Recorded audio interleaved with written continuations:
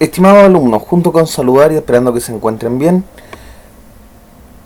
nos vemos nuevamente para ver el tema número 4 de su ramo de prácticas de especialidad, y este tema es lesiones medulares, la rehabilitación. Habíamos visto ya la generalidad y características de las lesiones medulares, pero en el día de hoy veremos la rehabilitación, cuáles son las complicaciones mayores, cuáles son las recomendaciones generales que se deben seguir y cuál es el rol que ustedes van a tener con este tipo de pacientes. En cuanto a las complicaciones de las lesiones medulares, las personas que sufrieron una lesión medular generalmente presentan una gran probabilidad de sufrir complicaciones como dolor crónico. Eso es, por eso está esta imagen aquí. El dolor crónico es un dolor que no se pasa con nada y que se siente en diferentes partes del cuerpo. También esto está asociado a trastornos de sensibilidad. Además de esto, problemas cardiopulmonares, ya que si es una lesión muy alta, se va a ver afectado la funcionalidad del diafragma y por ende al paciente le va a costar mucho respirar. Es por esta razón que el encargado de la rehabilitación debe enfocarse no solo en la lesión medular, sino también debe abordar dichas complicaciones para lograr una recuperación exitosa. Las complicaciones que podemos ver acá son complicaciones en la respiración. Cualquier lesión de la médula espinal localizada en o por encima de los segmentos de C3, C4 o C5 puede afectar la respiración. De esta manera, el mecanismo de respiración de inhalación y exhalación no es efectivo, por ende es muy complicado que esta persona lleve aire hacia sus pulmones y debe ser asistido por un ventilador mecánico para que lo pueda lograr. Además de esto, la neumonía. Las complicaciones respiratorias, principalmente a consecuencia de la neumonía, son la causa principal de muerte. La neumonía es importante porque como van a tener problemas para deglutir, para tragar, es probable que hagan aspiración. Y esto significa que contenido desde la boca se vaya hacia los pulmones, generando principalmente neumonía y siendo esta la principal causa de muerte como una complicación de lesión medular. Además, una desregulación cardíaca. Las lesiones de la médula espinal de la región cervical vienen a menudo acompañadas por inestabilidad de la presión arterial y arritmias cardíacas, coágulos sanguíneos, y el riesgo es 3 veces mayor que el normal de contraer coágulos sanguíneos. Esto principalmente porque se produce una desregulación en cuanto a la frecuencia cardíaca principalmente y a la calidad de los latidos cardíacos. Tanto la sístole como la diástole no son efectivas y por ende este paciente tiene mayores probabilidades de generar coágulos y de que su presión arterial sea cada vez más inestable. Puede subir o bajar con gran facilidad, además de tener o taquicardias o bradicardias. Taquicardia cuando aumenta la frecuencia cardíaca y bradicardia es cuando disminuye la frecuencia cardíaca. Cuando hablo de frecuencia cardíaca me refiero a latidos del corazón por minuto, ¿ya? Así que se va a ver desregulado en todos esos tipos, tanto como presión como arritmia y además en la formación de coágulos. Otra de las complicaciones son los espasmos. Cuando la médula espinal sufre una lesión, la información proveniente del cerebro no logra ser controlada y por ende los reflejos son exagerados a tal punto de producir espasticidad. La espasticidad es cuando una articulación, como ya se lo había señalado, cuesta mucho moverla porque los músculos están demasiado contraídos y por ende no se puede realizar un movimiento articular efectivo. Además, los pacientes con lesión medular pueden tener disreflexia autónoma. Esto ocurre cuando hay irritación, dolor o estímulos al sistema nervioso por debajo del nivel de la lesión. Esto quiere decir, la disreflexia autónoma es que se puede producir un movimiento de reflejo, no necesariamente estimulando ese reflejo. Por ejemplo, si yo pego debajo de la rótula, se activa el reflejo rotuliano que va a ser una extensión de rodilla. Ahora, si a una persona con una lesión medular, yo por ejemplo toco cerca a la rodilla, se puede desatar este reflejo rotuliano sin necesidad de haber golpeado al tendón rotuliano. Además pueden ocurrir quemaduras por la falta de sensibilidad y que se producen con suma frecuencia. Esto quiere decir que los pacientes que han sufrido una lesión medular, como tienen trastornos de sensibilidad, no van a sentir, por ejemplo, si le ponen un guatero o algo para calentar sus pies, lo más probable es que no lo sientan si es que se empieza a generar un daño mayor como lo es una quemadura. Dolor neurógeno, causado por los daños a los nervios de la médula espinal. Este es un dolor que se concentra principalmente en la metámera en la cual va a estar afectado. Este dolor es, muchachos, como si ustedes se pegaran en el codo. Ese es un dolor neuropático. El dolor neurógeno es ese dolor, pero llevado a toda la metámera que está afectada. Además, pueden tener problemas intestinales y de la vejiga. Sin la coordinación del cerebro, los músculos de la vejiga y la uretra no pueden trabajar juntos eficazmente y la micción se vuelve anormal. Por ende, lo más probable es que el paciente no tenga control de esfínter, tanto del esfínter de la vejiga como del esfínter anal, por lo cual el paciente no va a poder controlar ni su micción, o sea, su orina, ni su defecación. Además, la función sexual y reproductiva se ve afectada en muchos casos, ya que la lesión medular generalmente afecta en este sentido más a los hombres que a las mujeres, y es esto debido a que las mujeres la mayoría de las veces siguen siendo fértiles y pueden concebir y tener niños. En cambio, los hombres necesitan estimulación para que su pene pueda generar una erección y por ende una eyaculación. Es en este caso en donde el hombre se ve más afectado, ya que al perder sensibilidad no puede realizar la erección y por ende la posterior eyaculación no va a ser alcanzada. Lesión medular y rehabilitación. En la fase más inmediata tras la lesión hay que tener prevención de complicaciones respiratorias, circulatorias y cuidado de las zonas de presión.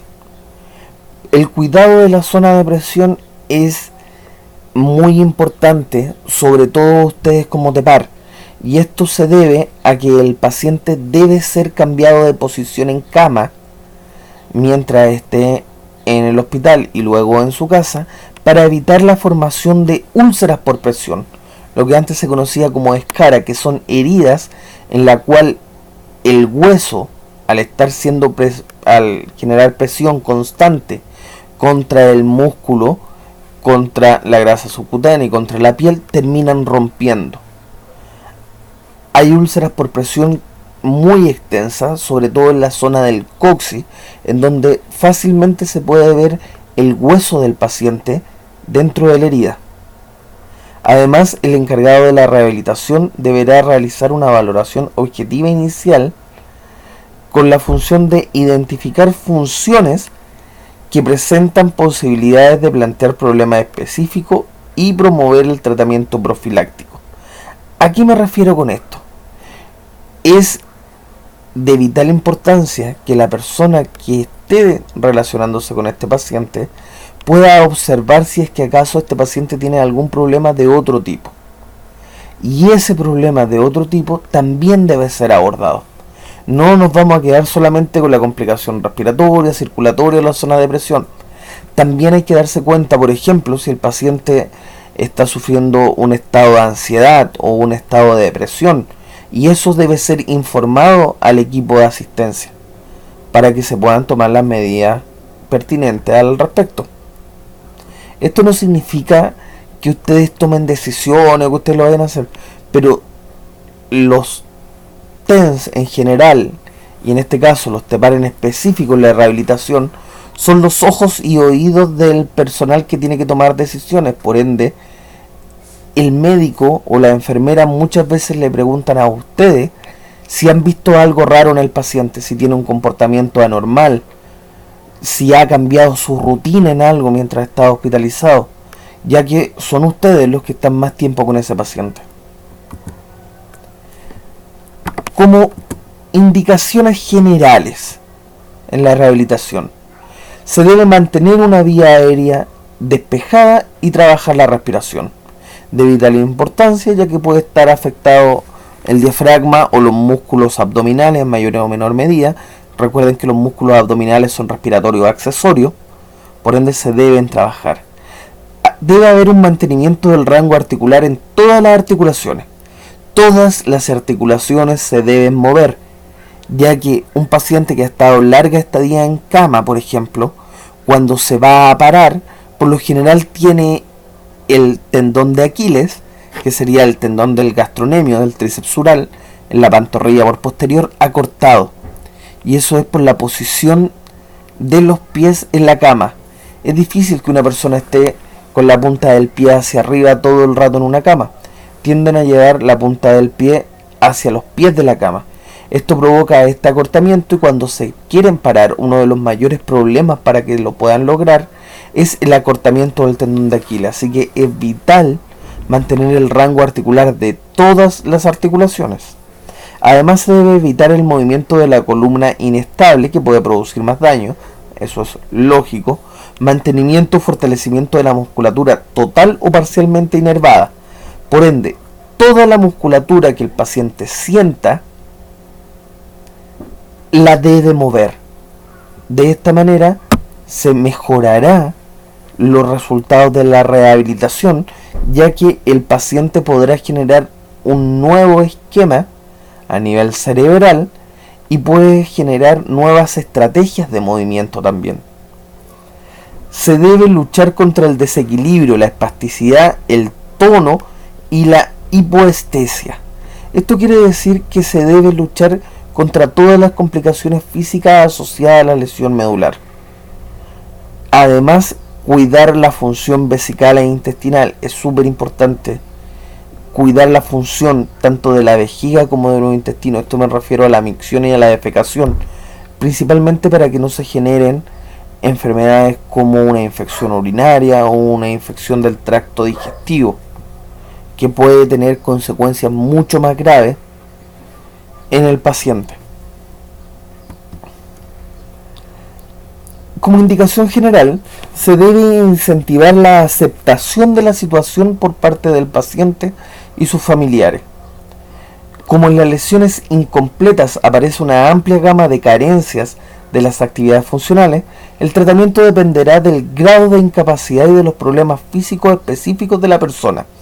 O sea, el grado de incapacidad del paciente y los problemas físicos específicos deben ser objetivados o por el médico o por el kinesiólogo y de esta manera deben ser tratados.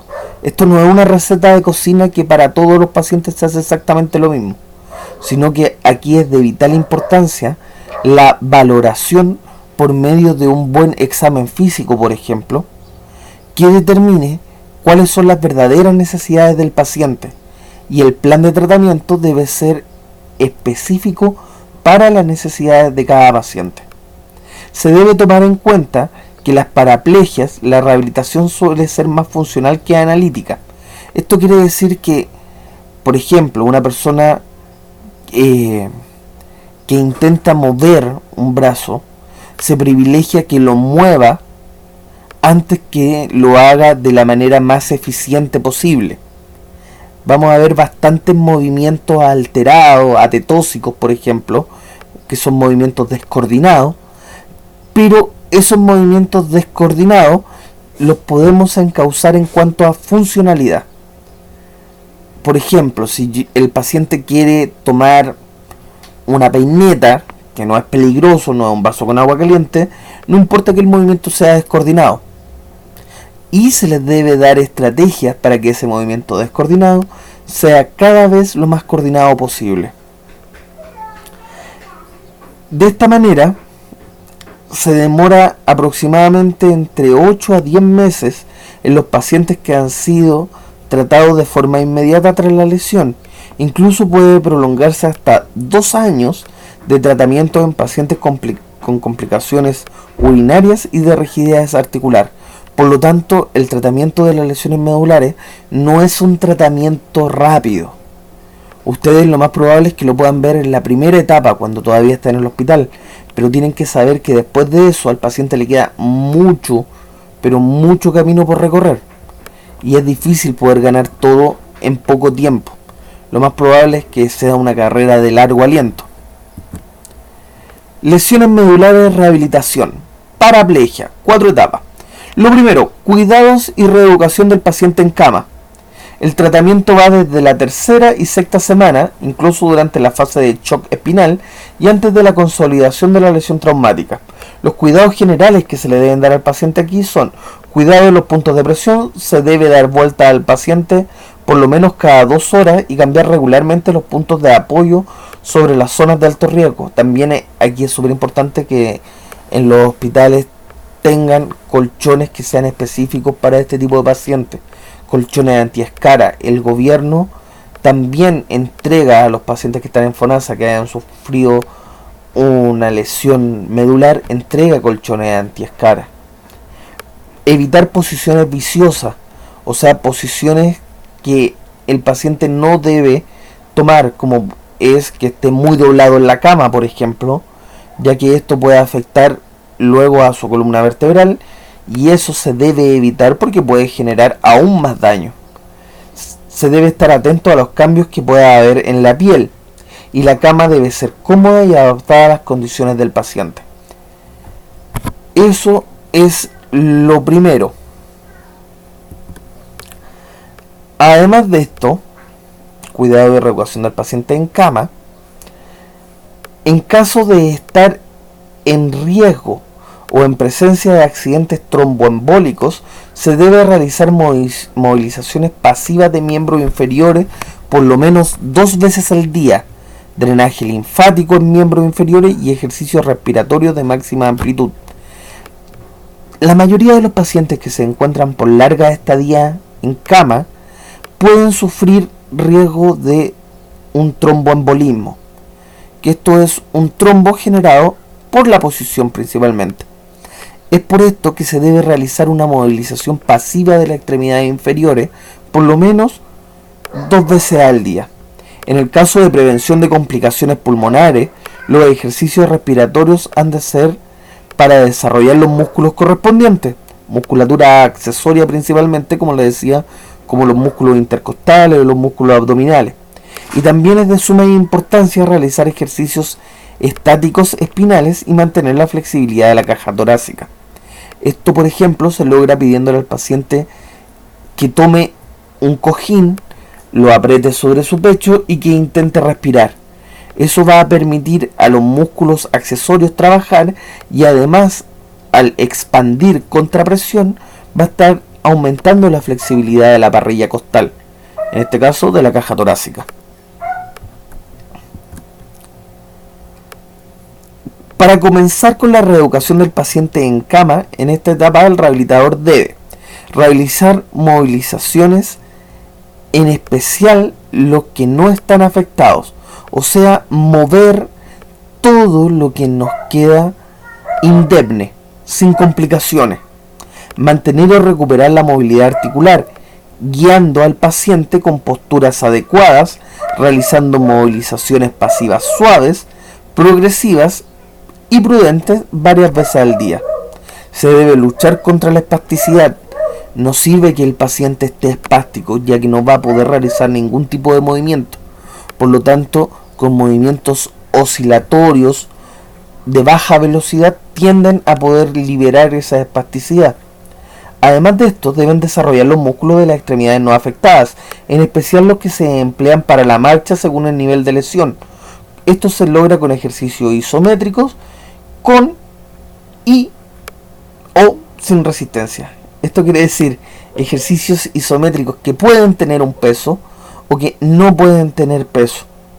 Los isométricos son los ejercicios donde el paciente no se mueve, sino que mantiene una extremidad en una posición determinada por un tiempo que suele ser alrededor de los 15 a 30 segundos. Además de esto, se debe enseñar cómo distribuir el peso corporal, elevando progresivamente la cabeza de la cama, siempre buscando la verticalización, el cual ayudará a la mineralización ósea y a la adaptación del sistema cardiopulmonar. Nosotros como seres humanos estamos hechos para estar de manera vertical. Esto quiere decir que nuestros huesos son dependientes de la presión que se ejerce sobre ellos. Si un hueso no recibe presión de manera tangencial, o sea, fuerza en el eje del hueso, lo más probable es que pierda mineralización. Por otro lado, el sistema cardiopulmonar está hecho para estar vertical. Por lo tanto, si el paciente se mantiene mucho acostado, mucho en decúbito, está comprimiendo los pulmones por efecto de la gravedad sobre la columna, y esto disminuye y baja la eficacia del sistema cardiopulmonar. Reeducación en posición sentada. Cuando el paciente ya ha ganado confianza y habilidad para realizar los pasos anteriores, se puede proceder progresivamente y cuidadosamente con la reeducación en sedente. Esto quiere decir con la reeducación en posición sentada. Para la adaptación del sistema neurovegetativo se debe colocar al paciente en posición sedente de forma progresiva. O sea, que debemos estar primero con un sedente de costado, por ejemplo, o sea, con el paciente intentar que se siente y que se afirme con sus dos manos o con una mano para luego ir progresando a que pueda lograr un sedente efectivo. Se puede usar una faja abdominal y medias para varices. Realizar ejercicios combinados que involucren estar sentado y acostado para que de esta manera se mejore la transferencia desde decúbito hasta sedente. Y es importante elegir un sillón estable que se adapte al paciente para enseñar una correcta posición en la silla. Esto quiere decir un sillón o una silla que sea confortable, que sea firme. Algo que no se vaya a caer, muchachos, de vital importancia, evitarle los riesgos a los pacientes. Por lo tanto, tiene que ser algo estable. Reeducación en posición sentada. Educar al paciente para levantarse del sillón con regularidad. Fortalecer la musculatura por medio de un trabajo activo. Tener cuidado de no empeorar el desequilibrio muscular existente. Reeducación del equilibrio en posición sedente. Incentivar a la búsqueda de la independencia. Realizar movilizaciones pasivas constantemente. Incentivar las posturas preventivas y realizar verticalizaciones y cargas progresivas del peso corporal. O sea, ir buscando cada vez que el paciente esté más estable en sedente para intentar posiciones más altas.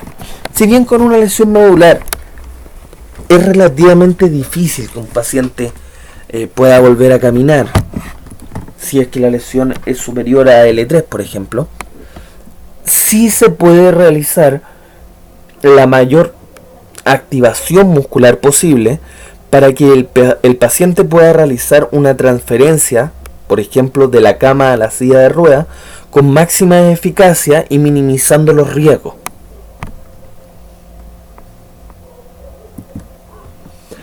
Reeducación para la marcha.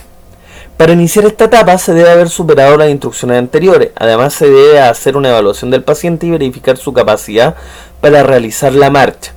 Y además explicarle el por qué y cómo se va a realizar la marcha, con la necesidad de realizar diariamente varias verticalizaciones, aunque no sean funcionales. La finalidad de esta etapa es la de evitar el avance o aparición de osteoporosis, ya que, como les había dicho, los huesos van a tener mineralización carga dependiente. O sea, si no se cargan los huesos de manera tangencial a su eje, estos no se van a mineralizar de manera eficiente, van a perder calcio, hidroxiapatita específicamente, y va a hacer la aparición de la osteoporosis. Además, mejorar el tránsito intestinal, ya que la gravedad ayuda a que el tránsito intestinal sea más efectivo, y lograr mayor independencia. La reeducación para la marcha se efectuará progresivamente en las barras paralelas. El tipo de marcha utilizado y la elección de los aparatos dependen del nivel de la lesión. En una lesión de L4 L5, el paciente caminará sin órtesis, utilizando los dos bastones con una marcha de 4 o a 2 tiempos. ¿Qué quiere decir de 4 o de 2 tiempos? Cuando un paciente tiene 2 bastones en el suelo, además sus 2 pies tiene 4 apoyos. Y esto puede ser en una marcha en 4 tiempos: bastón derecho, pie izquierdo, pie derecho, bastón izquierdo. O bastón derecho, pie izquierdo, bastón izquierdo, pie derecho. Esa es una opción de marcha a 4 tiempos. Una marcha a 2 tiempos significa al mismo tiempo el bastón de la mano derecha ir con el pie izquierdo, y para luego ir al mismo tiempo también el bastón de la mano izquierda con el pie derecho. Esa sería una marcha en 2 tiempos. Ahora, si tenemos una lesión a nivel de L3, L2, L1 o T12, el paciente caminará con un aparato que abarca los muslos y las piernas, o con un corsé para estabilizar las rodillas en extensión, y utilizará la marcha a 4 tiempos y o pendular, siempre con los bastones. Marcha a 4 tiempos, la que ya habíamos hablado, y la marcha pendular es llevar los 2 bastones hacia adelante y mover los 2 pies hacia adelante al mismo tiempo. Esa es una marcha de tipo pendular con bastones. Ahora, la reeducación se efectuará progresivamente en las barras paralelas, como ya habíamos dicho. Si la lesión se encuentra por encima de L3, la marcha ya no puede ser considerada funcional, porque el gasto energético que conlleva al paciente realizarla es mucho. Por ende, este paciente, si bien lo podemos educar para prevenir la osteoporosis, mejorar tránsito intestinal, mejorar la parte cardiopulmonar, la marcha y la locomoción de este paciente debe ser realizada por silla de ruedas, ya que es lo más funcional posible. En el nivel de T10, el paciente utilizará la marcha pendular casi siempre con corsé ortopédico para paliar la insuficiencia de los músculos abdominales. Y por encima de T10 se usan grandes aparatos y la marcha es pendular únicamente. Con respecto a la reeducación de la marcha, el rehabilitador debe concentrarse en fortalecer la musculatura, sobre todo de los miembros superiores, ya que van a ser los que lleven los bastones o van a ser los que nos permitan impulsar la silla de ruedas de ser necesario. Por ende, los miembros superiores son importantes, los músculos del tronco en bipedestación también, elevadores de la hemipelvis, en contrarresistencia para la marcha en 4 tiempos. Esto quiere decir el cuadrado lumbar, que es el estabilizador de la pelvis. Es importante intentar hacer que la persona levante un pie y pueda mantener el pie levantado sin que la pelvis colapse hacia ese lado. O sea, sin que la cadera del lado que el pie está en el aire caiga. En caso de abandonar la marcha, se requiere que el paciente haga varias verticalizaciones al día con un aparato que permita soportar la carga de peso corporal sin órtesis. Solo se ayudará con los brazos. Por ejemplo, las barras paralelas. Es necesario, sí o sí, que el paciente se verticalice. Puede ser también en un tilt tape, que es una mesa de bipedestación en la cual el paciente se afirma con unas amarras, y esta mesa, que es una camilla básicamente, se pone de manera vertical y el paciente comienza a cargar peso sobre sus extremidades. La última etapa. Luego del alta, el rehabilitador debe verificar y prevenir las contracturas y actitudes viciosas, realizar ejercicios de verticalización y de marcha, ampliar las posibilidades funcionales por medio de ejercicios de utilización de la silla de ruedas. Se puede ayudar también a la conducción automovilística, de esta manera, autos especiales para personas con problemas de paraplegia. Supervisar la técnica de micción controlada de regularidad, o sea, ir intentando controlar la micción, que es la orina, para evitar que existan, que deba existir un sondaje, por ejemplo, y infecciones en el tracto urinario.